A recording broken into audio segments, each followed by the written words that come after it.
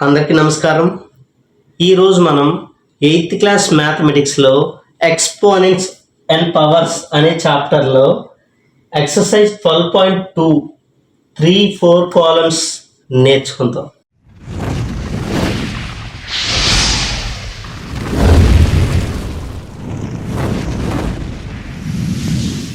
అయితే ఇక్కడ third column చూడండి.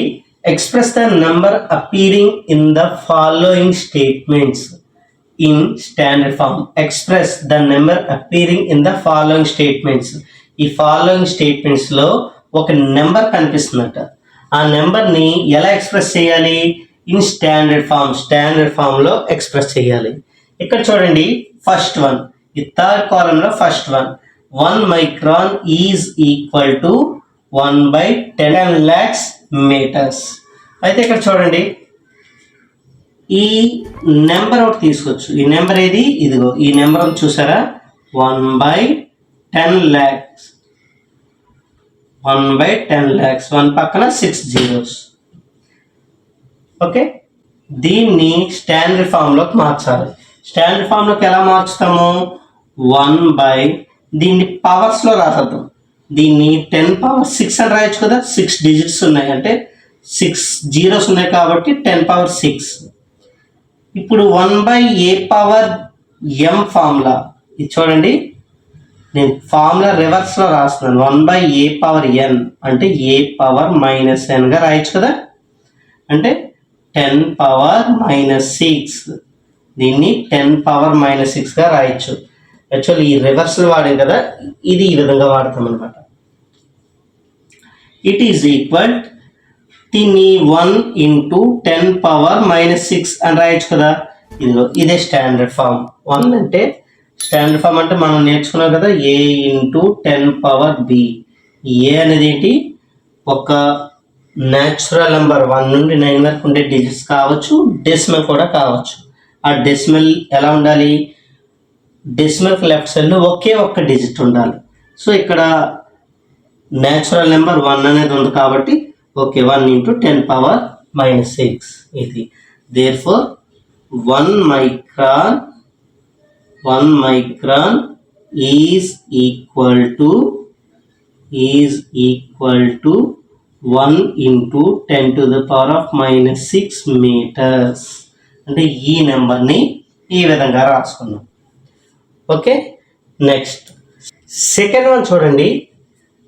Charge of an electron is 0.00000016 coulombs. చూడండి, ఇదంతా ఒక పెద్ద number. Charge of an electron కానీ ఇదంతా నెంబరే. ఇన్ని కూలుమ్స్ ఛార్జ్ అనేది ఒక ఎలక్ట్రాన్కి ఉంది అని చెప్పడం. ఓకే, మనం ఏం చేస్తాం? సొల్యూషన్లో ఆ నెంబర్ తీసుకుంటాం. ఈ నెంబర్ని కదా స్టాండర్డ్ ఫామ్లోకి మార్చాలి. 0. ఎన్ని జీరోస్ చూద్దాం. 1 2 3 4 5 6 7 8 9 10 11 12 13 14 15 16 17 18 zeros. 1 2 3 4 5 6 7 8 9 10 11 12 13 14 15 16 17 18 జీరోస్ తర్వాత 16 అనేది కూడా ఉంది. ఓకే, ఈజ్ ఈక్వల్ దీన్ని ఇప్పుడు స్టాండర్డ్ ఫామ్లోకి మార్చాలి. స్టాండర్డ్ ఫామ్లోకి మార్చాలంటే ఈ డెసిమల్ ఎక్కడికి జంప్ అవ్వాలి? తిన్నవి ఇవన్నీ జీరోస్ అన్ని దాటుకొని 1 పక్కకి జంప్ అవ్వాలి కదా.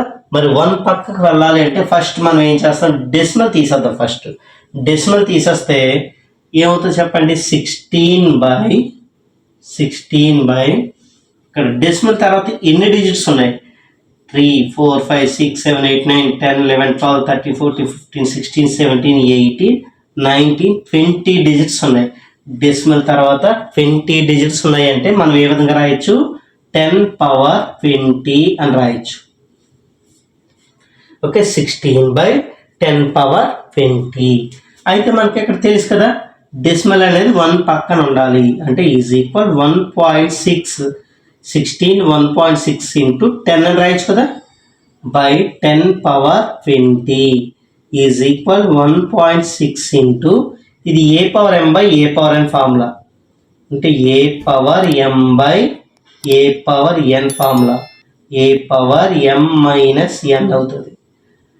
ఈ ఫార్ములా అప్లై చేస్తే దీనికి పవర్ 1 ఉన్నట్లు కదా, పవర్ 1 ఉన్నట్లు అంటే 10 పవర్ 1 బై 10 పవర్ 20 అంటే 10 power 1 minus 20 is equal 1.6 into 10 power minus 19. 1 minus 20 అంటే మైనస్ 19. ఇది స్టాండర్డ్ ఫామ్. ఈ మొత్తాన్ని ఈ విధంగా స్టాండర్డ్ ఫామ్గా మనం రాసాము. Size of a bacteria is 0.00000005 metres. ఇక్కడ సైజ్ ఆఫ్ ద బ్యాక్టీరియా ఇచ్చాడు అంటే ఈ నెంబర్ తీసుకొని దీన్ని స్టాండర్డ్ ఫామ్లోకి మార్చాలి. ఎన్ని జీరోస్ ఉన్నాయి? 6 జీరోస్ ఉన్నాయి, తర్వాత 5 ఉంది. ఈజ్ ఈక్వల్ ఆల్రెడీ తెలిసిందే కదా. మనం ఫస్ట్ ఏం చేయాలి? డెసిమల్ తీసేయాలి. డెసిమల్ తీసేస్తే 5 బై డెసిమల్ తర్వాత 7 డిజిట్స్ కదా, 10 పవర్ 7 అని రాయొచ్చు. అంటే is equal 5 into 10 power minus 7. Denominator ద్వారా పైకి తీసుకెళ్ళిపోతే 10 పవర్ మైనస్ 7 అవుతుంది. అంటే ఇది ఈ ఫార్ములా ఏంటి? 1 by a power n formula. A power minus n. డినోమినేటర్లో ఏ పవర్ ఎన్ ఉంటే అది డినోమినేటర్కి వెళ్ళేసరికి ఏ పవర్ మైనస్ ఎన్ అవుతుంది అన్నమాట, పవర్లోకి మైనస్. అంటే ఇక్కడ ఆల్రెడీ ఒక డిజిటే కాబట్టి ఆ 5 పక్కనే డిజిట్ ఉండాలి. సో 5.0 అన్నా 5 అన్నా 5 పాయింట్ అన్నా అన్నీ ఒకటే కదా. సో అందువల్ల ఏంటంటే 5 into 10 to the power of minus 7. ఇది standard form. Okay, next size of a plant cell. Size of a plant cell, plant cell యొక్క సైజ్ ఇచ్చారు. మనం జస్ట్ ఆ నెంబర్ని తీసుకొని స్టాండర్డ్ ఫామ్లోకి మార్చుదాం. 1275 ఈజ్ ఈక్వల్. ఈ నెంబర్ని స్టాండర్డ్ ఫామ్లోకి మార్చాలి అంటే ఫస్ట్ అంటే ఈ డెసిమల్ ఏమి ఇవ్వాలి? రైట్ సైడ్ 1 పక్కకు రావాలి కదా, 1 పక్కకు రావాలి. కాబట్టి మనం ఫస్ట్ ఏం చేద్దాం? డెసిమల్ తీసేద్దాం. డెసిమల్ తీస్తే ఏమవుతుంది? 1275 బై డెసిమల్ తర్వాత 7 డిజిట్స్ ఉన్నాయి అంటే 10 పవర్ 7 ఈజ్ ఈక్వల్. ఇక్కడ ఏం చేయాలి? 1 పక్కన డెసిమల్ రావాలి కదా, అంటే 1.275 ఇంటూ 10 క్యూబ్ బై 10 పవర్ 7. ఇక్కడ 1275ని 1.275 ఇంటూ 10 క్యూబ్ అని రాసుకున్నాం by 10 power 7 normal is equal 1.275 into ఇది a power m by a power n formula. A power m by a power n formula ఏంటి? A power m minus N.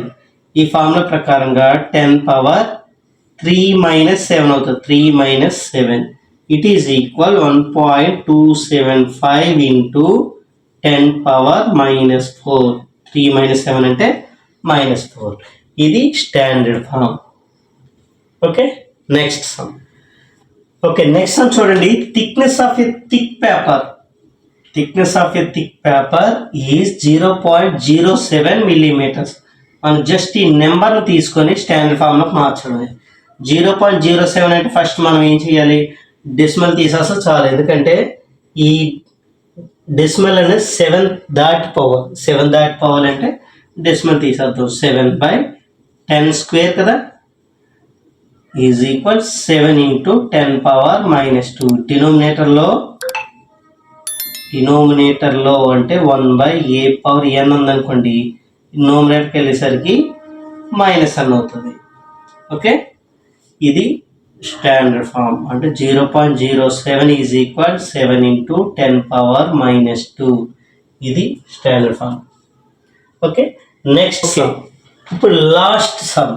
In a stack there are 5 books each of thickness 20 millimeters and 5 paper sheets each of thickness 0.016 millimeters. What is the total thickness of the stack? ఒక stock ఉంది.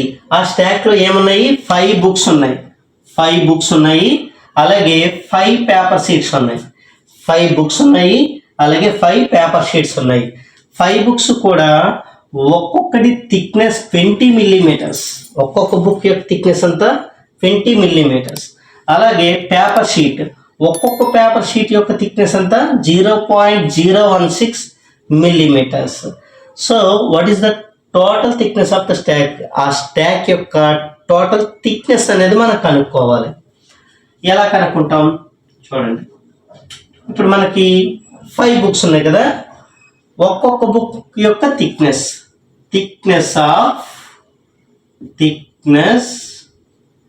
Of each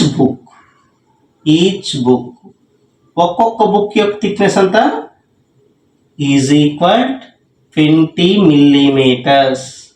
okay, thickness of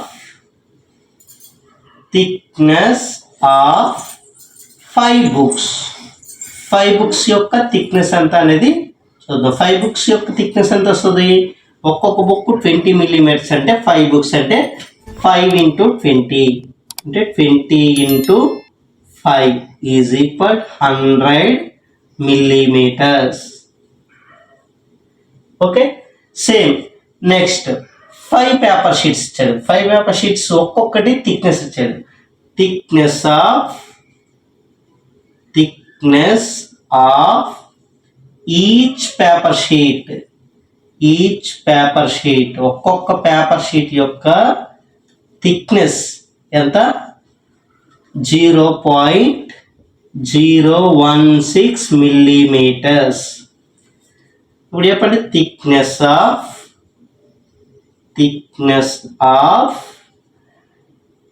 paper sheets అంటే 5 ఉన్నాయి కదా, 5 paper sheets is equal 5 paper sheets అంటే 0.016 into 5 0.016 into 5 into చేస్తాం. 5 6 30 0 3 5 1 5 3 8 5 0 0 0.08. ఈ last 0కి value ఉండదు కదా, ఇది తీసేద్దాం. అంటే మిల్లీమీటర్స్. అంటే 5 పేపర్ షీట్స్ యొక్క థిక్నెస్ అంతా 0.08 మిల్లీమీటర్స్. ఇక్కడ థిక్నెస్ ఆఫ్ 5 బుక్స్ కలిపి థిక్నెస్ ఉంది. ఇక్కడ 5 పేపర్ షీట్స్ యొక్క థిక్నెస్ కూడా ఉంది. సో టోటల్ థిక్నెస్ ఏంటి? ఈ 2 ప్లస్ చేయడమే. టోటల్ థిక్నెస్ కదా కనుక్కోవాలి. టోటల్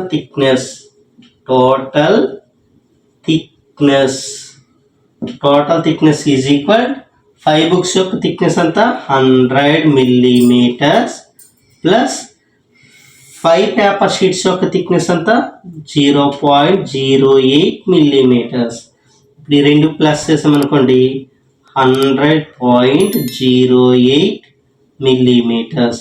ఇది total thickness of the stock.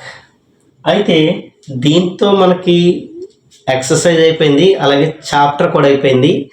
ఈ చాప్టర్ యొక్క వీడియోస్ అన్నీ కూడా ఒక ఆర్డర్లో డిస్క్రిప్షన్లో ఇస్తాము.